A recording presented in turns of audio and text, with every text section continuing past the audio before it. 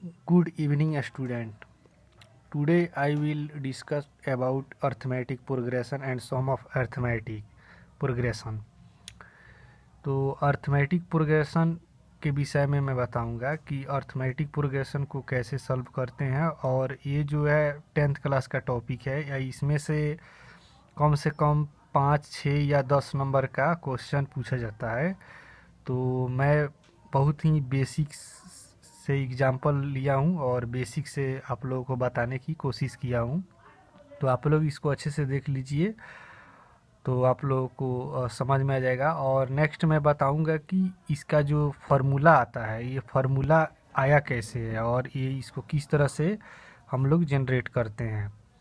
तो आज मैं इसका फार्मूला और बेसिक सा मतलब इसके विषय में बताऊंगा कि ये है क्या चीज़, और कल के टाइम में मैं इसको प्रूफ करके बताऊंगा कि एपी इतना कैसे आया, या ये जो सम ऑफ एपी है इतना कैसे होगा। ठीक है, तो चलिए क्वेश्चन लेते हैं और क्वेश्चन को सॉल्व करते हैं। तो जैसे कि पहले arithmetic progression and sum of arithmetic progression. Arithmetic progression को कैसे करते हैं, एपी में लिखते हैं इसको, यानी कि एपी से रिप्रेजेंट करते हैं और डिनोट बाई एपी को एन से ऐसे सिंबल देते हैं इसका। उसके बाद सम और अर्थमेटिक प्रोग्रेशन को डिनोट बाई एन से करते हैं। ओके, तो एपी यानी n equal to a plus n minus one d. D मतलब डिफरेंस, यानी कि दो जो टर्म दिया हुआ है, दो टर्म का अंतर, यानी कि जैसे कि जैसे 4, 8, 12 दिया है तो इन दोनों का अंतर, यानी 8 में से 4 गया तो वो डिफरेंस जो है वहीं लिखेंगे, तो उसी का मतलब यहाँ पे डी होता है, डिफरेंस। और सम ऑफ ए पी यानी S n by two a plus n minus one d, इसको याद कर लेनी है। इसमें से ये 100% पूछेगा ही, कम से कम 6 नंबर या 6 या 5 नंबर का तो श्योर है कि कंफर्म है कि ये आएगा ही 10th क्लास में। तो आप लोग इसको देख लीजिए।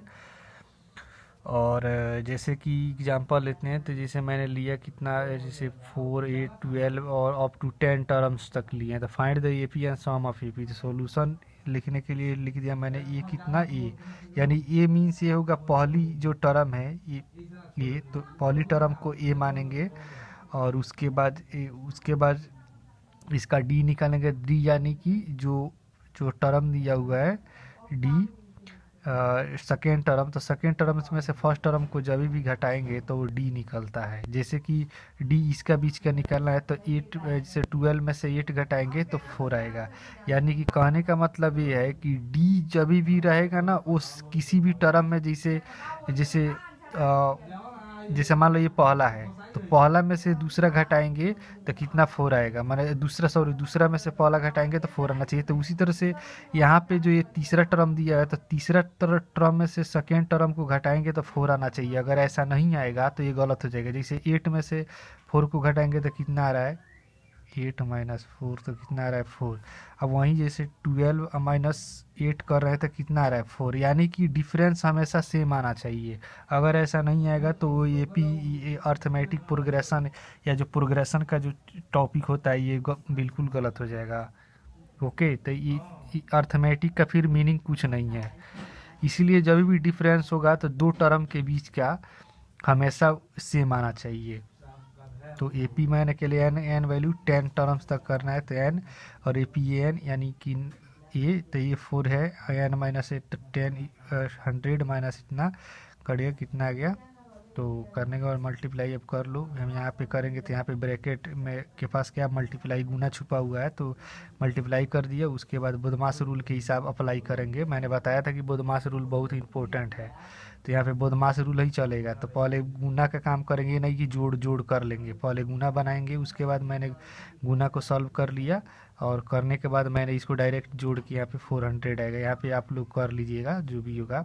एन ये 900 इसलिए लिखेंगे कि ए 100 इसलिए लिखेंगे, एन के वैल्यू कहाँ तक जा रहा है, 100 तक जा रहा है, इसीलिए हम क्या करेंगे कि एन का वैल्यू यहाँ पे 100 लिखेंगे। 100 का मतलब ऐसे भी तुम लोग देख लो 4, 8, 12 है। अगर ये 4, 8, 12 प्रोग्रेशन करते जाएंगे, यानी कि जो ये सीरीज चल रहा है, अगर 100 तक जाएंगे तो ऐसे भी दिख रहा है कि 4i इंटू 100 तक, यानी 100वां टर्म कितना होगा 400। तो ए पी का 100वां टर्म कितना होगा, नहीं ये 100 कितना होगा 400 होगा। ऐसे भी हो रहा है कि भी 100 बार लिखेंगे ना इसी चीज़ को, यहाँ 4 से स्टार्ट किए तो 100 बार लिखेंगे, तो वहीं 100 बार। अब पहला टर्म कितना है इतना, तो मल्टीप्लाई करेंगे कितना आएगा 400, तो वहीं लास्ट वाला जो टर्म हमारा क्या होगा जिसको हम ए एन बोल रहे हैं ना, तो वहीं 400। तो ऐसे भी है ये 400। उसी प्रकार इसका सम ऑफ निकालते हैं। तो सम ऑफ के लिए क्या है, n by two, two a plus n, जो फार्मूला दी है उस पर बैठा देनी है।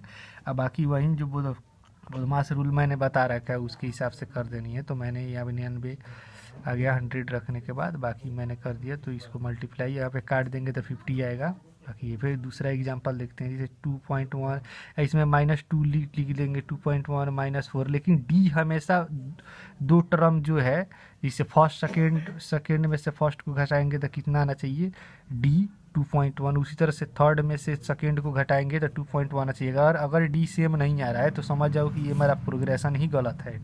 अर्थमेटिक प्रोग्रेशन जो भी मैं लिख रहा हूँ ये सीरीज के तरीके के तहत ये गलत हो जाएगा। तो मैंने क्या क्या लिख दिया, ए इक्वल 2 पॉइंट इतना और डी जो वैल्यू निकाल दिया। उसके बाद 10 और फिर फार्मूला पे बैठा देंगे। बैठाने के बाद इसको आप लोग काट कूट कर लीजिएगा जो भी है, और करने के बाद यहाँ पे वैल्यू जो आएगी ये कर लीजिएगा। मेन चीज़ एक ये देखने वाली बात है कि ये कितने बच्चों को ये समझ में नहीं आता है कि जैसे मान लो 6 -6,4 2i0 अप टू 100 टर्म्स तक दिया हुआ है। अब इसमें पूछेगा find the 9 term and 10 term of AP progression and also what is different T. ये क्या होगा, यानी 9वां इसमें का टर्म क्या होगा। तो ये बहुत ही आसान है।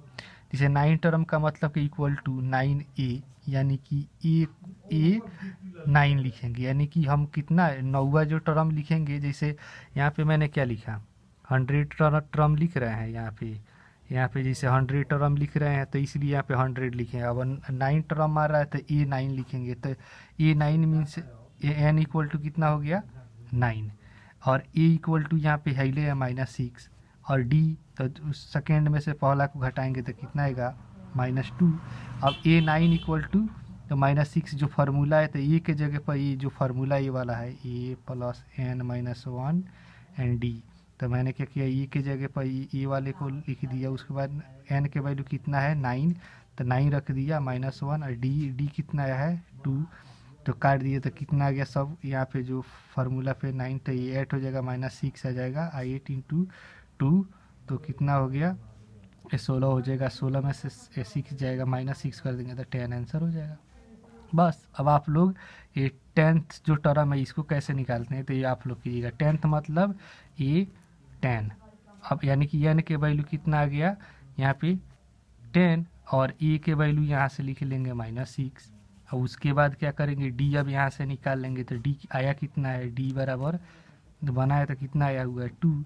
अब 10 वाली वैल्यू जो वैल्यू है पुट कर देंगे, और पुट करने के बाद जो वैल्यू आएगी 10th वाले जैसे 10th टर्म, तो उसको आप लोग लिख लीजिएगा, बना लीजिएगा यहाँ पे। तो इसको लिखेंगे यहाँ पे ये 10 बराबर वाट। तो जो फार्मूला जैसे लिखा हूँ ये वाले फार्मूला पे वैल्यू आप लोग पुट कर दीजिए और आंसर इजीली आ जाएगा।